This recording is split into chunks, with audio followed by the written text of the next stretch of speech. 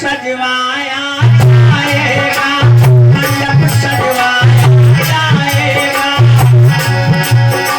Hero के suit से भैया सोझा लगवाया जाएगा।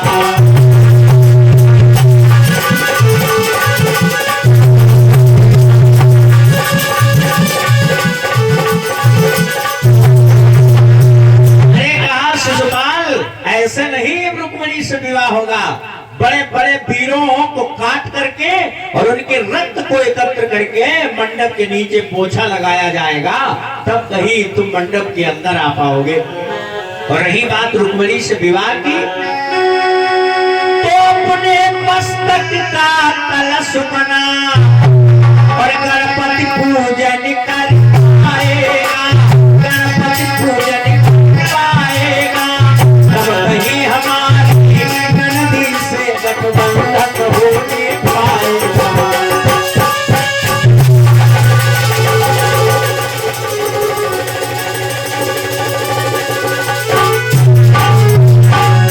अरे कहा देखो, ऐसे रुक्मिणी से विवाह नहीं होगा, अपने मस्तक का काट करके तुम्हें कलश बनाना पड़ेगा, और तब कहीं रुक्मिणी के साथ में ग्रंथि बंधन होगा।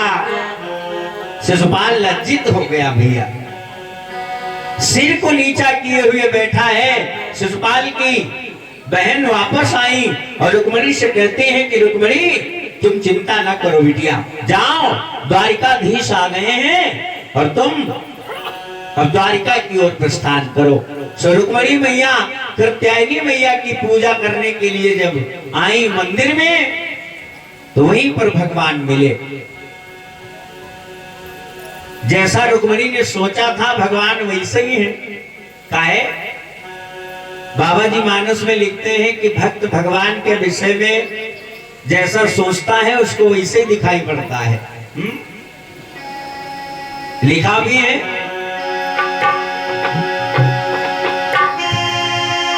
जाती रही भावना जैसी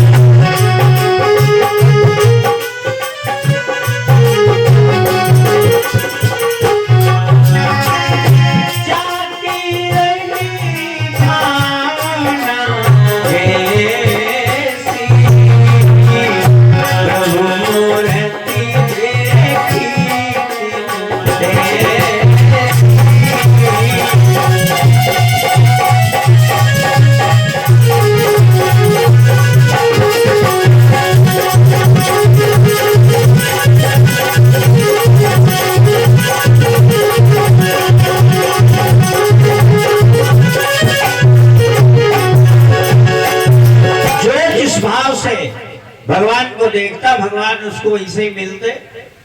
अब रुक्मिणी ने जैसा सोचा था भगवान बिल्कुल हूबहू वैसे ही है। रुक्मिणी ने हाथ बढ़ाया, भगवान कहते हैं एक बार और सोच लो। रुक्मिणी रानी कहती महाराज जरी जाए सभी मरी जाए, हरि जाए त्रिलोक की संपत्ति हो, और महाराज मैं आपके साथ में ही चलूंगी। भगवान ने रुक्मिणी को रथ में बैठा लिया। दौड़ो दौड़ो लुट गई राजवंश की लाज, कृष्ण रुक्मिणी जा रहे देखो तो आह्लाद। दौड़ो दौड़ो भैया, राजवंश की लाज लुट गई, लाज। अब तो वीरों में छेड़छाड़ भी होने लगी, सब लोग इधर उधर भागने लगे। शिशुपाल और जरासंध दौड़े रुक्मिणी को बचाने। तो जरासंध ने शिशुपाल को समझाया और कहा शिशुपाल तुम भैया अपनी बारात वापस ले चलो। कहा है? कहा अब वो तुमको रुक्मिणी नहीं मिलेंगी, अब वो ले गया, अब तुम्हें नहीं मिलने वाली, इसलिए तुम लौटो अगर इज्जत चाहते हो तो। शिशुपाल तो चल पड़ा। और फिर सबके वहां पुराने जमाने में जब गाड़ियां नहीं थी तो बारात में दुल्हन को लाने के लिए क्या जाता था?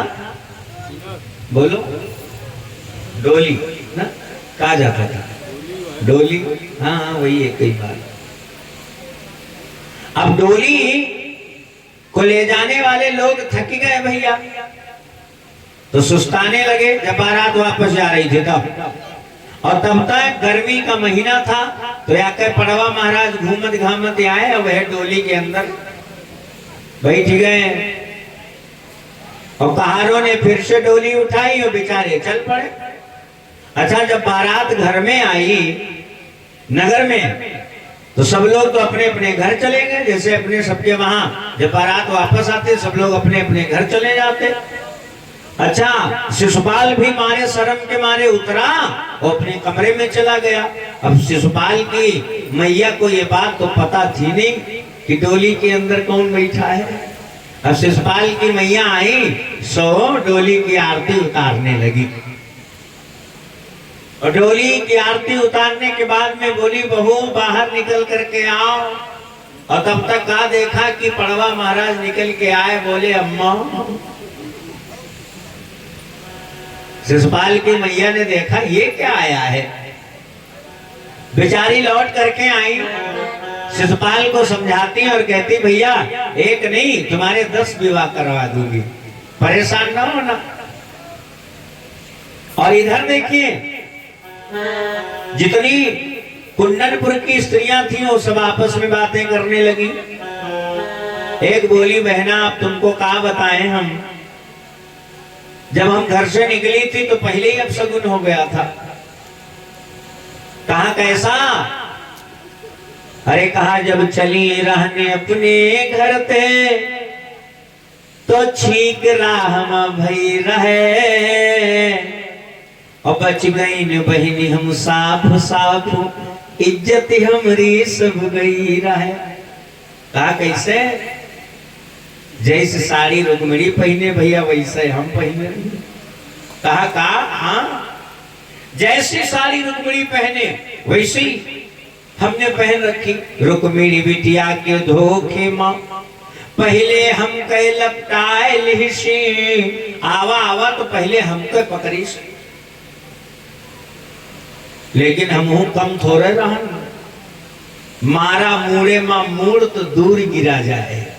लेकिन कुछ बात कही सी, कुछ कहा रास जी। दूसर की बोली और का कहा हुई ऐसे, जब जाना हो जैसे गलती हुई के तो सॉरी बोल रहा भाई, और का कही। एक बोली जी चली जाती तो द्वारिका की रानी बनती हो। तो स्त्रियां अपने अपने गुणों का सब कर रही बखान।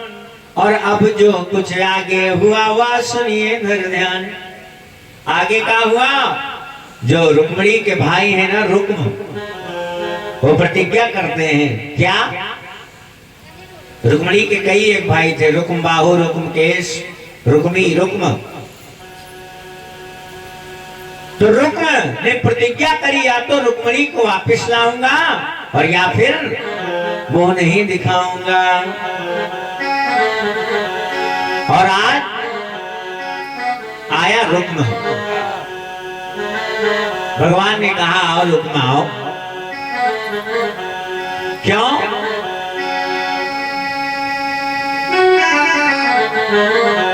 अरे शिशुपाल कंस कायर ठहरे, तुम्हें तो सच्ची ताकत है, तुम्हें तो सच्ची ताकत है।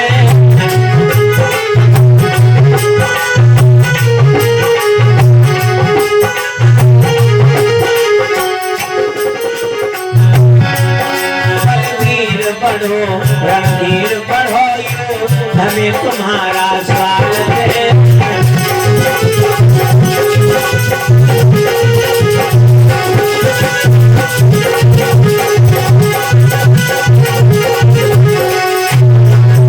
अरे कहा भैया बलवीर आगे बढ़ो, युद्ध में तुम्हारा स्वागत है, आगे बढ़ करके आओ।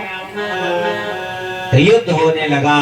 और जैसे युद्ध हुआ, भगवान ने कहा किया बंदी बना लिया रुक्म को। लेकिन बाद में रुक्मिणी रानी ने कहा कि मेरे भैया को छोड़ दो। काहे भाई बहनी का सबल प्रेम दुनिया में सबसे न्यारा है। कितना हो दुष्ट हृदय वाला बहनी को भैया प्यारा है। भाई चाहे जैसा हो लेकिन बहनों के लिए उसका भाई अतिशय प्रिय होता।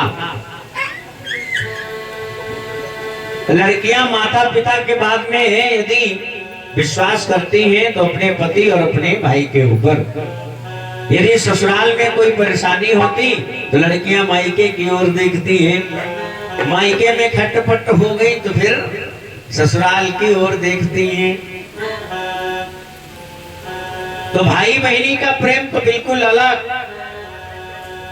अपने सबके वहां एक त्योहार नहीं आता, वो दीपावली के 10-15 दिन पहले होता। तुम्हारे यहाँ हो कि नहीं हो?